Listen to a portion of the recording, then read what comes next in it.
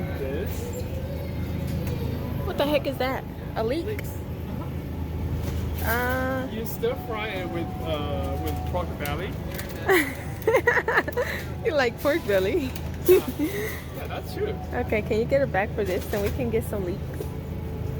Wait, is this the full green onion? Like this one. Is this the full one? What does it say? It's the Onion green. barbecue green onion, BBQ green onion. I'm pretty sure they're around here. Oh, here they are. Oh, Chinese style.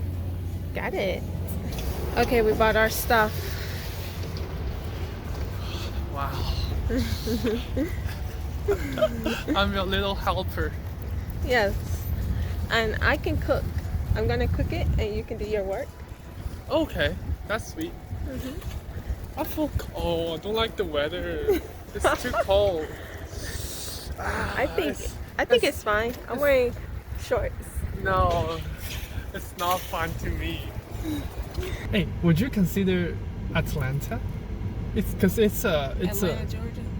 But you remember that they were talking about the pollen and stuff in that area? that once you put your finger on your car, you can see your fingerprint because Yeah. that's how much pollen on your car. Yeah, your entire car will be yellow. Yeah.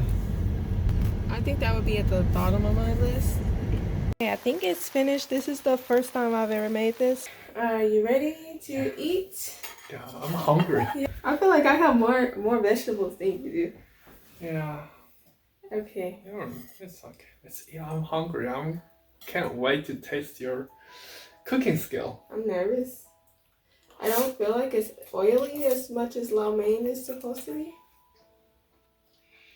Not bad. Tastes good. Oh, when you do the stir-fried noodles, there's something called wok chi. A wok? Chi. What is that? So wok chi is it's a type of air flavor. It will only be added in the noodles when you use very high temperature. You need to flip the wok by hand with very high temperature, and it will taste different. So for this, I feel like the temperature you used was not high enough. So you feel the noodles, the texture is a little bit soggy. Not soggy. It's good. Why did you want to cook ramen today? I just like noodles. We're going to do a story time about how we came to be in Omaha area. And we wanted to start with you first. So originally, I was living in China.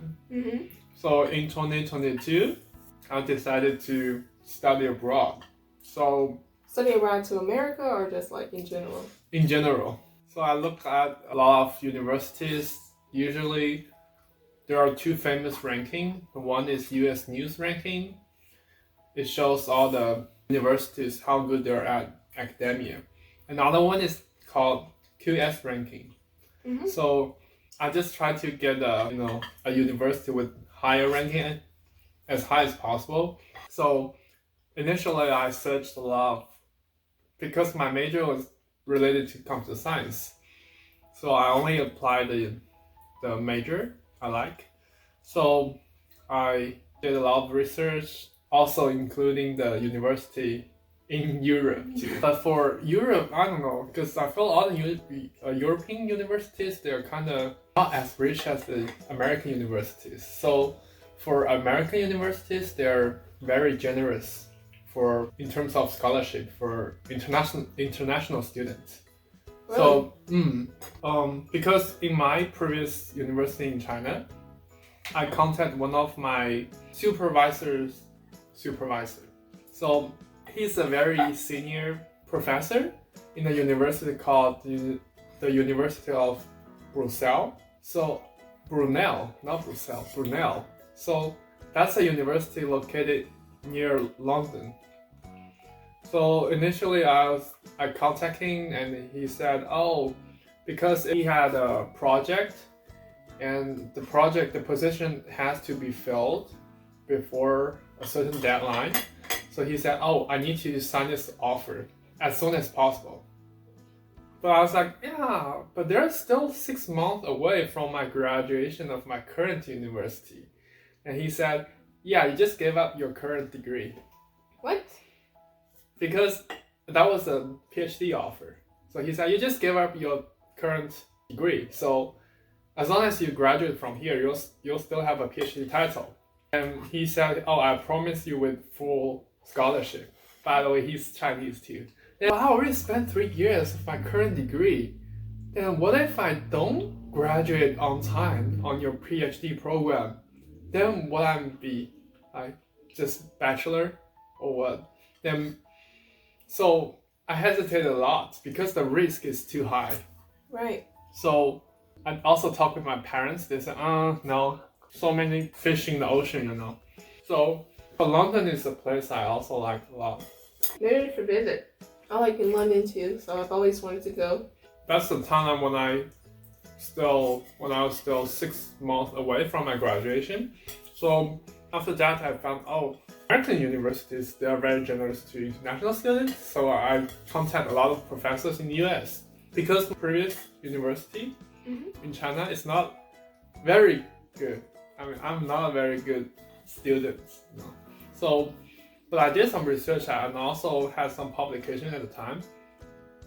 So eventually I got to one offer is from Wayne State University, which is located in Detroit. Never heard of it. The other one is UNL, University of Nebraska-Lincoln. So Right. that's how I ended up living in Nebraska. When you applied to your university, was the process to come over the documents and things that you had to complete, was it really complicated? I think yes or no, because when I applied the visa, it was just still during pandemic time. So all the embassy, because originally I was in Shanghai, my hometown, but during the pandemic, the lockdown, so all the employees in the US embassy in Shanghai, they retrieved. No, they ran away. They retreated. Yeah, retreated. So basically, they were all on vacation. So I had to go to Guangzhou, to the main embassy, and apply the visa. So the visa application was kind of difficult. It's not difficult because the application process is because the pandemic. So your visa will be checked usually to see if you're a spy. So for the check part, it's called administrative processing. It will usually last for, I think it will usually last for a month. But I would say 95% of the administrative processing will pass. So it's just a formality. So after that, you just get your visa. Then you can just use that visa to enter the US, I think. Yeah, but the tricky thing is usually the visa is 5 years. But when it's my application, they only give me 1 year. I don't know. Right, I remember that. Yeah, so what the difference is the visa is like a key for you to enter the custom. So for those students who have 5 years visa, they can enter and exit without any limitation. For me, it's like, after the first year, I cannot go back to China and come back to the US again. I need to reapply visa. Then that's also very complicated. So I think that's the tricky thing about visa. When you first landed, how was the feeling when you left China to come to America? I felt so nostalgic once I left China. I missed my hometown so much. You probably were happy to go somewhere else during COVID. Because COVID was still pretty important over there during that time you came over here, right? I think it's a very special time because in 2022, almost all other countries, they all did, okay, we just accept it, right? We just do the herd immunity strategy because there's no way for you to stop COVID. So when you came to America, what was the feeling for that? Like, were you nervous about not knowing what to do when you came here? Oh, yeah, I did some research because that's another misconception, I would say. Because my school day starts at the end of August, then I was so excited at the time. So I arrived the US almost 3 weeks earlier. So it's like the beginning of August. So another thing is, first, I think I need to adjust time jet lag, right? Right. Second, I also talked with my supervisor. I talked about the plan, right? What I was going to do. From the conversation, I feel my supervisor was very chill, very laid back. So I was thinking, maybe I had 3 weeks vacation before my real semester starts. So I was trying to eat the food, the American food in Lincoln. I also tried to, travel around a little bit. I tried to settle down because I didn't bring anything. So I tried to buy the basic bed, mattress, some daily necessity. That's how I felt initially. I was excited to try the local food. At that time, I was already able to speak English.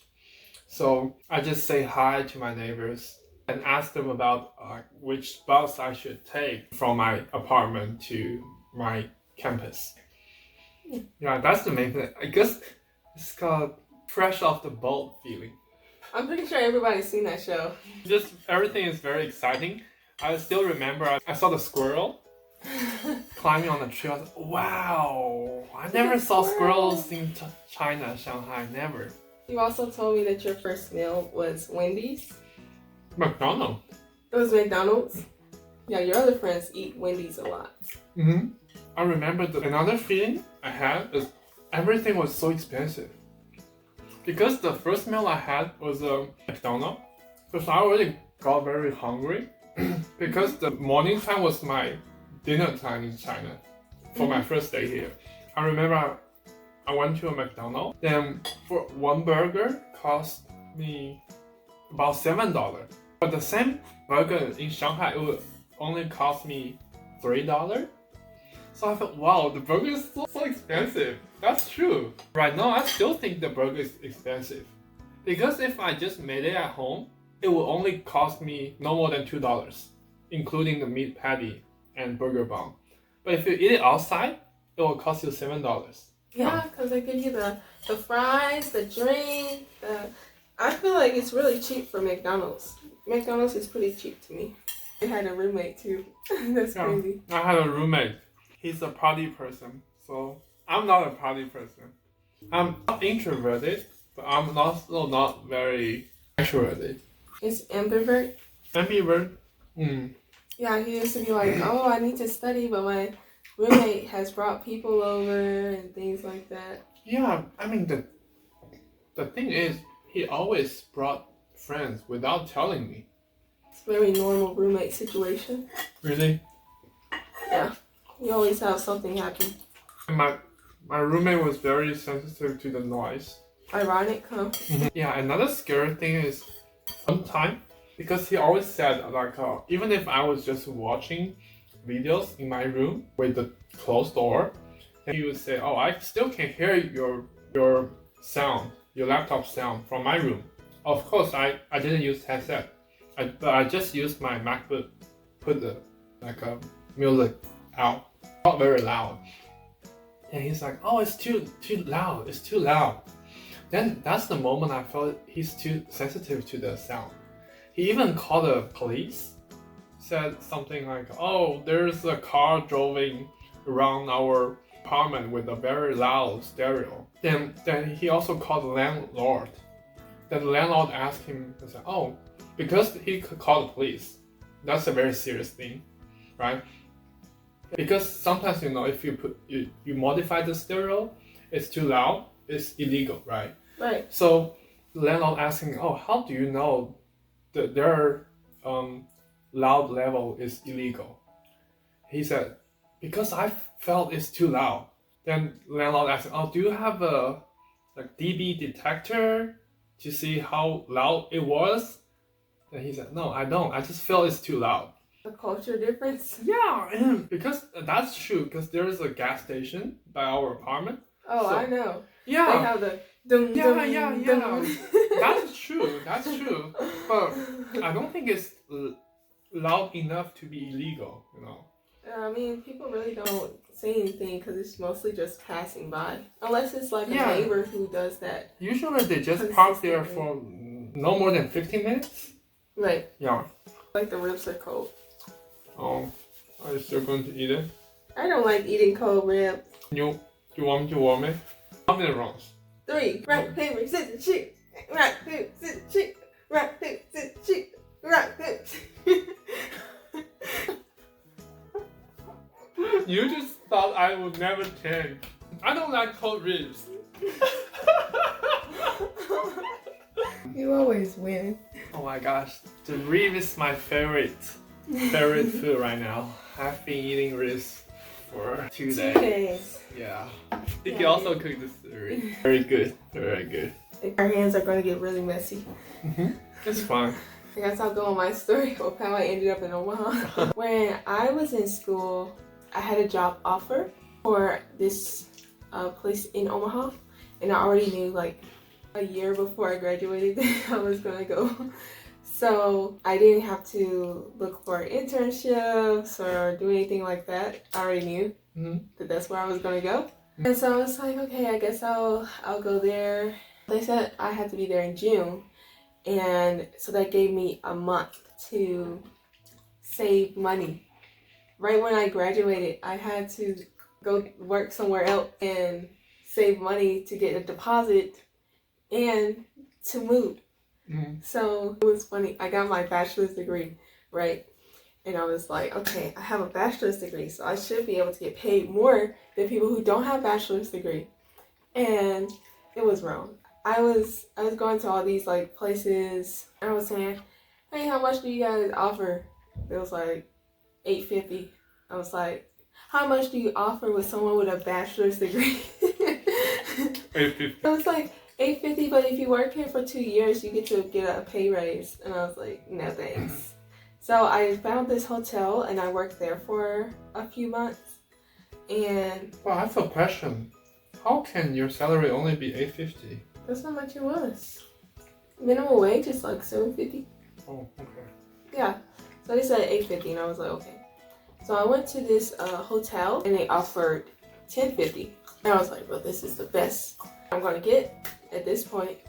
But the thing is that it was 30 minutes away from my house. And you had to go like early in the morning because I was serving food and doing desk. I didn't really want to serve food because honestly, looking at food sometimes makes me grossed out. But I did it anyway for a little bit of cash. And then after that month, oh, I also did a yard sale to make some money. Wow, you're very versatile. I mean, I was trying to make some money.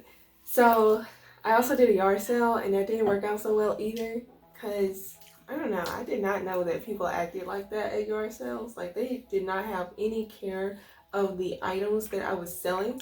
Oh. Like this one lady, I remember, she had her kids, and they were just picking up everything. And I placed everything in a certain place. I had everything placed strategically. You don't have the keys. Well, yeah, I wouldn't say it's the kids. I would say it's the parents. But they were picking up everything. The parents were seeing them pick up everything. And then, like, give that back to the girl because, we're not going to buy that. Oh. I'm out here, like, picking up the stuff for the kids, holding it and stuff, and thinking that they're going to buy the stuff, and they're not. Like, the kids just picking up everything. And then some people wanted me to hold their stuff for them while they were buying, like, while they were looking for things. I'm like, this is a yard sale. This is not Coach. I'm not going to hold all your stuff. But I was like, I need the money. I need the money. And every single one of them who gave me a hard time basically did not buy anything. Oh my gosh, that's really bad. Yeah, it was mostly the people who were like, oh, this looks nice. Like, I probably got like $50 off of it.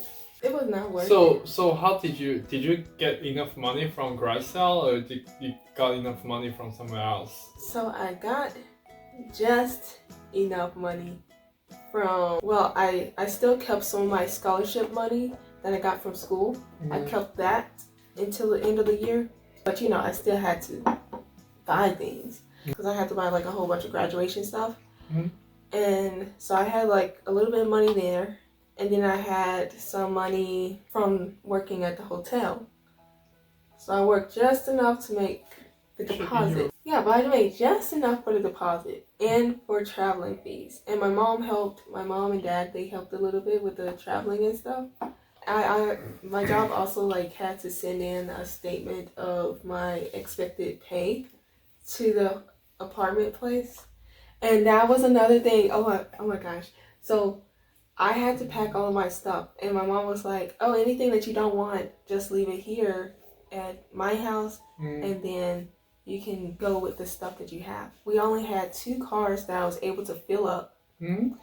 Actually, I even have a video on me moving out. So so when we drove there, we had to drive. Okay, so I was like, oh, like, are we gonna get a rest stop? You know, things like that. We drove 10 hours straight, no rest. To Omaha. 10 hours from Kentucky to Omaha. That's your mom's style. And then it was just me in my car with my sister, but it was my dad and my mom in the other car. So I was like, I'm out here trying to drive a stick shift. So you guys are driving 2 cars? Yeah, because I had all my stuff. Oh, okay. And I was staying there, they were leaving. So when we got there to Omaha, I was driving around, I was like, oh my gosh, like I remember I called my friend, I was like, friend, I'm so excited, like I'm here. We slept at a gas station. Gas station? Yeah. Cases? Because if we paid for a hotel, then we could pay that towards the deposit. But I'm like dead tired. I'm so tired. I was like, man, I don't care. I'm tired. I like that way to save money. So then the next morning, we drove around, looked around and stuff at the community because my sister was also going to stay with me. She was looking around. I was looking at like the schools and stuff. I was like, oh, can we, like, this could be the school that you're going to. But you know, things didn't work out because apparently you can't, and the bus isn't going to pick you up if you live too close to the school. Right. So yeah, anyway, we looked around, then once the place opened, we got there, got the keys and stuff, and signing all the papers. My mom was like, you need to look at all the papers and stuff, and I'm like, I don't care. I mean, because it's like, what else are you going to do if you don't sign the papers? Yeah, sometimes I will still try my best to look through it. Like, yeah, I mean, I looked through it, but it's like, she was saying, are you sure you want to do that? So I'm like, what else can I do? what if they put something, oh, do you want to be an organ donor? Between 2 lines. Well, I mean, I was just like, I saw the apartment. It wasn't crappy. It wasn't like any crazy stuff. Yeah, but for my first apartment, I actually looked and saw it before I even moved in. If it looked crappy, then I wouldn't have. I would be like, okay, maybe I need to like do something else. But yeah, it was brand new. Like, it looked like no one stayed in there. Like, someone did, but they didn't really do that much damage. So I was like, yeah, I mean, what else am I gonna do? You know, like, apply for another apartment and wait 10 days to get accepted? Yeah. So, yeah, we moved in, and my job literally started the next day. Wow. Because the rule is that if you move in, then, like, originally you get, I think it's like a week or 2 to get settled in if you don't have a place to stay yet. And then afterwards, once you solidify a place to stay, you go to work. But I was like, I don't have any money to do that, so you need money to start your work to earn money. Yeah, I get place. I go to work the next day because I have to get the place in order to go to work. And then after that, there was another problem was my pay. I had to wait an entire month. Thank gosh I had my first you know, like, I had my rent. I thought our experience is totally opposite. When I first came to the US, that's the time that's my richest time. Because I brought a lot of cash. I was like, oh, what if I need to use money in the US? I just brought a lot of cash. Then I just spend. I became poor and poor every day. No, I was like... You're the opposite. You're very poor, but after that, oh, you earn money. Right, I was struggling trying to eat too. I was like, like, I barely have enough money for some pizza. I was looking, like, I went to the store. I was like, $5.99 for some pizza. I might as well just go to Domino's. It's the same cost. I like pizza. I like pizza from Walmart. I didn't have enough money. I didn't even have enough money. I was like, I don't even know if I can pay for rent the next month because the payment issue. I was like really having to save. I only spent money for my sister to eat, not me. I only ate like really small. And then after that money was okay. I was like, okay, now we can spend some money. Yeah. I was dead broke. So that's how you end up living in Omaha. Yeah, I think that's all the story. Oh my gosh, I feel it's a long story. Yeah. Okay, well, that's the end of our video, and we hope you guys enjoy. We'll see you guys next time. Next time, bye.